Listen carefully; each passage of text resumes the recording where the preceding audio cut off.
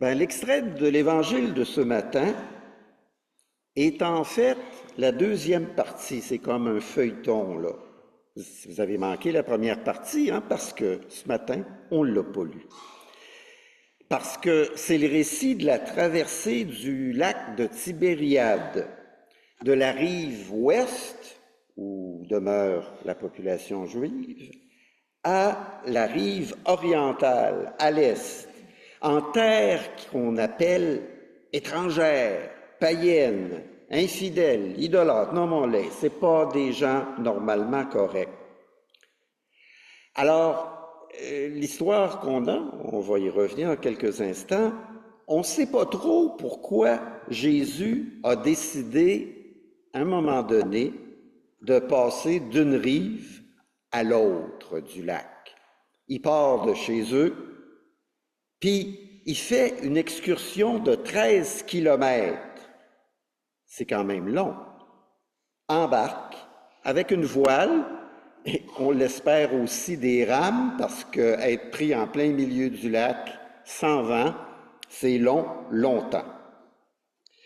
Alors, après avoir fait route, nous dit le texte que nous n'avons pas lu, dans des villes et des villages, à proclamer la bonne nouvelle du règne de Dieu, Jésus pourrait bien avoir eu le sentiment qu'il méritait une pause, un petit congé, des vacances. Et pourquoi pas changer d'air, voir du pays, aller ailleurs. Plusieurs heures de navigation sur un lac immense, qualifié même de mer intérieure, c'est un dépaysement assuré. Alors, comme on disait tout à l'heure que l'été est à nos portes, on a un sentiment aussi de vacances. Et on s'imagine cette scène-là presque avec envie. Hey, une croisière, genre comme, avec des amis, sur l'eau, pour aller se retrouver de l'autre côté, un pique-nique. Ça, c'est la première section qu'on n'a pas entendue. Et il se passe quelque chose parce que la croisière qui devait s'amuser ne s'amuse pas. On dit que Jésus était tellement relax et détendu que pendant que le bateau naviguait, eh bien lui, il dormait à la barre. Mais là, les choses se gâtent. Le vent se lève, la barque est secouée de tous bords, tous côtés, ils sont en danger. Et pendant ce temps-là, qu'est-ce que Jésus fait? Il dort. Alors les disciples vont le réveiller, un peu comme nous quand on prie tout à coup, « Seigneur, Seigneur, fais quelque chose. » Jésus menace le vent et les vagues, et le texte nous dit, « Oups, tout s'apaise, devient calme. » Là, ils vont avoir besoin des rames. Ce qui semblait une partie de plaisir se transforme en un moment de terreur. Une tempête non seulement qui brasse les corps, mais aussi les cœurs. On aurait dû s'y attendre. En compagnie de Jésus, même les situations les plus ordinaires deviennent extraordinaires. Lui qui commande même au vent et au flot, qui lui obéissent. Pas rien. On imagine que les disciples devaient être pas mal secoués par cette traversée fantastique qui n'a plus rien d'une sortie de villégiature. Ils ont été brassés dans leur mer intérieure, c'est le cas de le dire, au plus intime d'eux-mêmes. Chacun de nous, si on est honnête et qu'on réfléchit à notre histoire, ça nous arrive aussi d'être brassés physiquement, mais aussi intérieurement, profondément. On continue notre voyage, mais c'est plus comme c'était au départ. Toujours est-il qu'ils sont partis d'une rive, et ce matin, ça c'est notre texte, ils arrivent sur l'autre rive, au pays des étrangers en face de la Galilée. Un peu comme, pour ceux qui connaissent, on aboutirait au Vermont après avoir traversé le lac Champlain à partir de Venise en Québec. Ils sont en terre étrangère. Les disciples ont dû pousser un soupir de soulagement, les bras fatigués d'avoir ramé puisqu'il n'y avait plus de vent. Dire, bon, là au moins, on est arrivé sur la terre ferme. Plus de surprise, fini le mal de mer, au sens propre ou au figuré. Vraiment?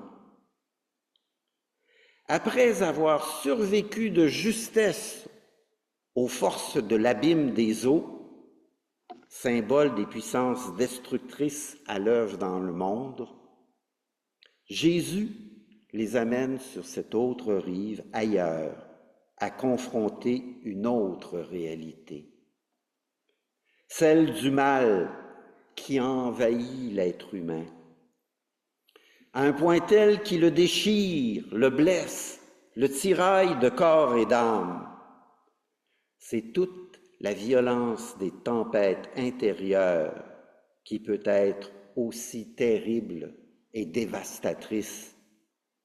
L'homme hirsute, à peine vêtu, qui vient à leur rencontre, est le jouet de forces destructrices qui l'habitent, forces incontrôlables.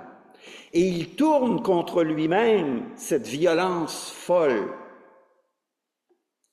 On pourrait dire que dans son individualité, dans ce qu'il vit, c'est comme s'il incarnait, il exprimait les violences sans nombre qui dressent les humains, les nations, les uns contre les autres, ces délires destructeurs et absurdes, des douleurs sans apaisement, toutes ces puissances de destruction et de mort qui contaminent la vie. Évidemment, le texte que nous lisons décrit une autre époque, d'autres pays, autre culture, autre religion, mais la même impasse de la condition humaine. On y utilise des images d'une vision du monde qu'on pourrait appeler une époque pré-scientifique. Il faut se rappeler qu'à ce moment-là, au même moment où c'en écrit, on a le sentiment que le monde est une terre plate et qu'au bout, on tombe dans le vide, et que la voûte céleste est une sorte de coupole à travers laquelle on voit des lumières et qu'il y a des trous pour laisser tomber l'eau. C'est ce qu'on percevait et qu'on décrivait. Il en est de même de la rencontre de Jésus avec le possédé, qui expose cette tragédie des douleurs humaines qui continue à se vivre dans l'histoire contemporaine. De tout temps, il y a eu des individus plus fragiles, comme hypersensibles, incapables de se conformer aux conventions de la société ambiante, conventions que tout le monde dit, c'est comme ça qu'on fait, c'est la norme. On dirait que ces gens sont des paratonnerres, qu'ils attirent la foudre, qu'ils incarnent et s'enlisent dans les dysfonctions de nos sociétés, des blessés à vif, des accidentés de la vie. Tel l'homme qui vint à la rencontre de Jésus, ils vivent en exclus de corps et souvent d'esprit. Ils habitent des déserts physiques comme psychiques, sans maison, sans lieu d'appartenance, dans des tombeaux, en poussant des cris de douleur, de dépit, en maudissant leur existence, en appelant la mort. Je vous vois réfléchir, parce que vous en connaissez de ces êtres, n'est-ce pas?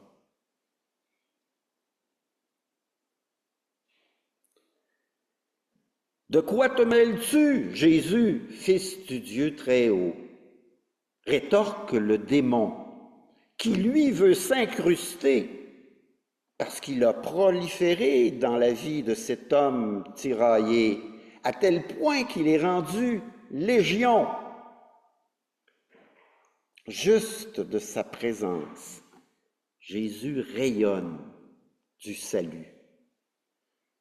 Il met en évidence le mal dans toute sa profondeur, mais pour apporter la guérison. La guérison telle que Dieu la veut de toute éternité. Dans notre récit, les démons tentent de différer leur retour dans l'abîme en échangeant leur vitalité avec celle des porcs, selon les notions de l'époque. Il fallait un transfert d'énergie pour pouvoir dégager. Jésus leur permet, il tolère. Et les démons qui croyaient l'avoir rusé s'en vont néanmoins à leur perte, car les porcs vont se noyer dans le lac. Le mal s'auto-détruit, l'abîme retrouve dans l'abîme. Tel est pris qui croyait prendre, comme dit le proverbe. L'homme, autrefois possédé et désormais vêtu, est dans son bon sens. Il a retrouvé un discernement réel. Il est assis aux pieds de Jésus, un signe qu'il a retrouvé son intégrité en sa présence, et il se sent si bien avec lui et reconnaissant qu'il veut le suivre. Ses concitoyens, par exemple, alertés par les gardiens, dont les troupeaux ont été engloutis, viennent voir. Mais la réaction des gens est consternante, triste, mais rien d'exceptionnel. Ils voient l'homme guéri. Ça devrait bien aller. Mais qu'est-ce qu'ils disent à Jésus? Va-t'en. Va-t'en. Ils étaient dans une grande crainte. Qu'est-ce qui craignait ces gens alors que Jésus manifestait la bonté de Dieu et la guérison à cet homme? Qu'est-ce qu'ils craignaient? Est-ce que tout à coup, ils se rendaient compte qu'ils avaient été incapables de prendre soin adéquatement de cet homme blessé et meurtri?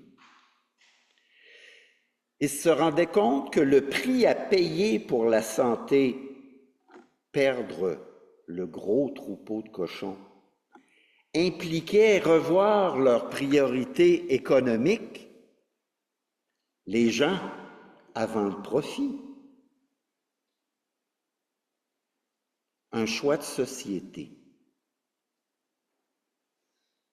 Paradoxalement, plus ça change, on pourrait dire, plus c'est pareil. Alors Jésus monte en barque et s'en retourne. Jésus dit rien. Il dit pas « Hey, réveillez-vous, là! Je viens de guérir ce gars-là, puis je peux vous apporter le salut! Hey! » Non, ils préféraient leur routine, leur économie, leur monde comme d'habitude, même si ça laissait de côté plein de gens. Dieu ne force jamais les cœurs ni les consciences. Mais désormais, il y a cet homme qui peut retourner enfin dans sa maison, dans son intégrité de chair et d'esprit, et raconter tout ce que Dieu a fait pour lui. Et ce qui est bien, et c'est la fin de mes réflexions que je vous propose, c'est que la grâce se transmet par diffusion. Certains se souviendront de la chanson de je ne me rappelle plus quel chanteur français, qui disait elle court, la maladie d'amour. Ben c'est ça l'Évangile et la grâce. C'est la maladie d'amour par contagion. Mais là, on n'a pas besoin, et surtout pas, de se masquer, de se cacher, de s'isoler. Non, non, il faut être bien présent, là, rayonner de ce que nous sommes. Parce que cet amour de libération vient délivrer tout ce qui enchaîne et mortifie l'humanité. Nous aussi en sommes témoins. Et Jésus est là, d'une rive à l'autre de notre existence. La puissance est à l'œuvre, beau temps, mauvais temps. Chacun de nous l'a vécu à sa manière, d'une façon particulière. Et si ce n'est pas encore le cas, inquiétez-vous pas, Jésus vous attend au détour pour vous surprendre, vous habiter de sa douceur, de sa guérison. C'est ça la mission au cœur de notre vie quotidienne. Nous sommes bénis pour être bénédiction pour notre prochain dans la traversée de la mer de notre vie.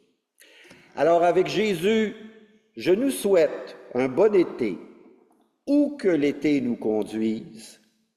Le chemin des vacances sera un chemin de grâce et de bienveillance. Qu'il en soit ainsi. Amen.